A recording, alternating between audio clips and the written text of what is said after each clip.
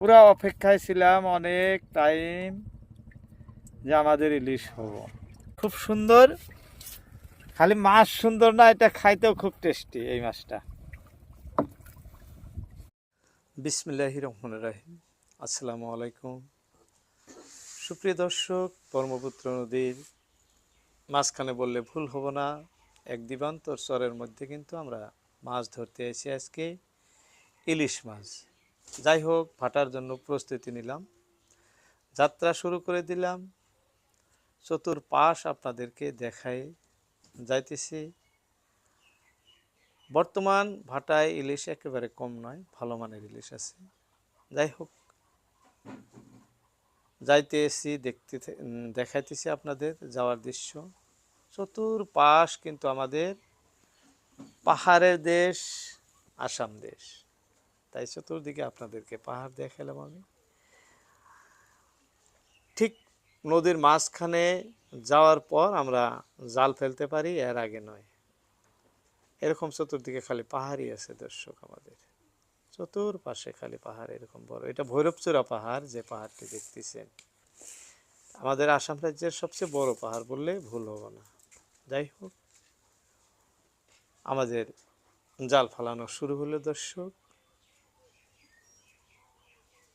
বেশি সময় লাগে না, যদিও যন্ত্র চালিত নাও, জাল ফালানোর সময় কিন্তু হাত দিয়ে বইটা বয়ে জাল ফালানো হয়, কারণ এই সময় কোনো ধরনের যন্ত্র চালিত মানে মেশিন চালানো হয় না। কেউ কেউ মেশিন চালায় এই জাল ফেলেন, কিন্তু অনেকেই মেশিন চালান না জাল ফেলতে। এই যে দুজন আস্তে আস্তে গোছানো জাল ফেলতেছেন, বেশি সময় লাগে না জাল ফেলতে, দেখতে দেখতে ফেলানো হয়ে যায় দর্শক। এই যে মাত্র আর কয়েক কাটি আছে, আপনাদের খুব সংকীর্ণ করে আমি দেখালাম, কিন্তু অনেক লম্বা জাল, প্রায় 1000, 1200 হাত, 1300 হাত এরকম করে এক একটা জাল লম্বা।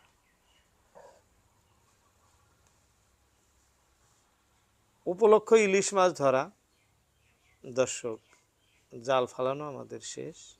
সবাই দোয়া রাখবেন আমাদের যাতে বেশি বেশি ইলিশ মাছ হয়, সেই আশা করেই কিন্তু আমরা জাল ফেললাম।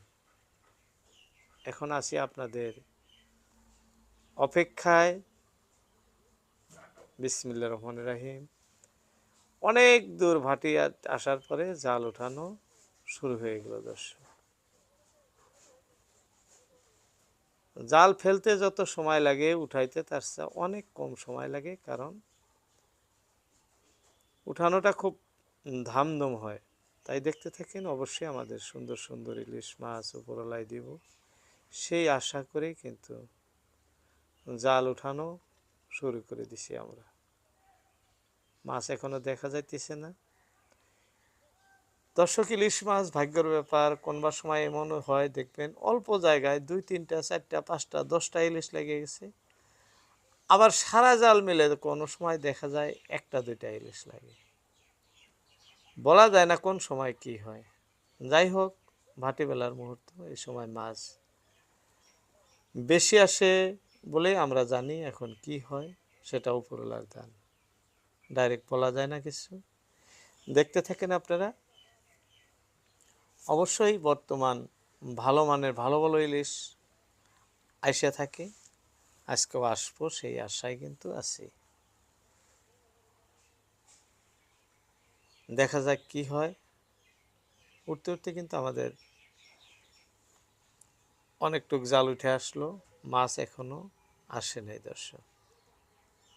আসবো আশায় আছি, দেখা যাক।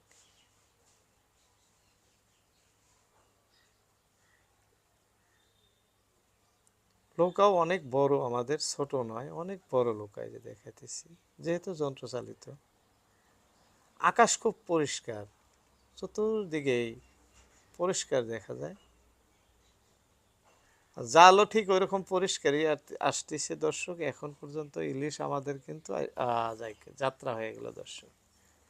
যাত্রা হলো মানে খুব ভালো মানের ইলিশ, এটা খুব ভালো মানের। দেখেন, যাই হোক, এইভাবে একটার পর একটা আয়সা থাকলে কিন্তু আমাদের এখনো অনেক ইলিশ আসার জায়গা আছে।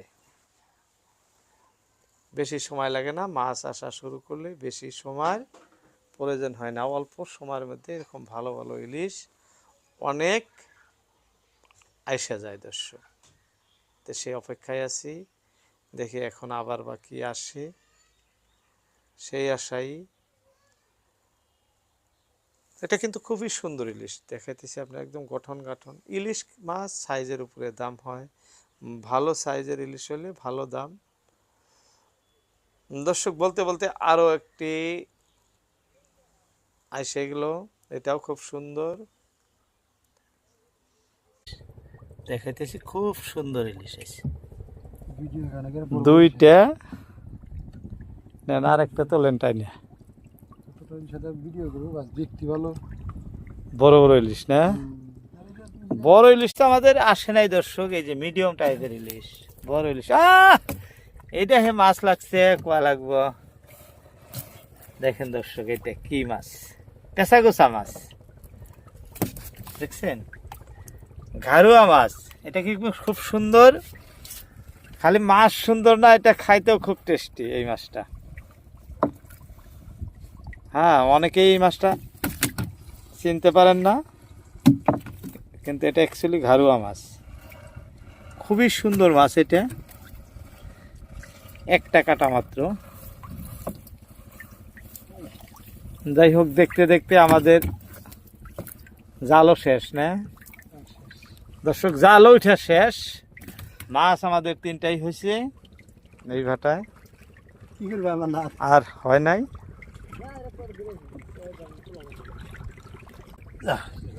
ভিডিওতে মূল্যবান সময় দেওয়ার জন্য আপনাদের সবাইকে অসংখ্য ধন্যবাদ।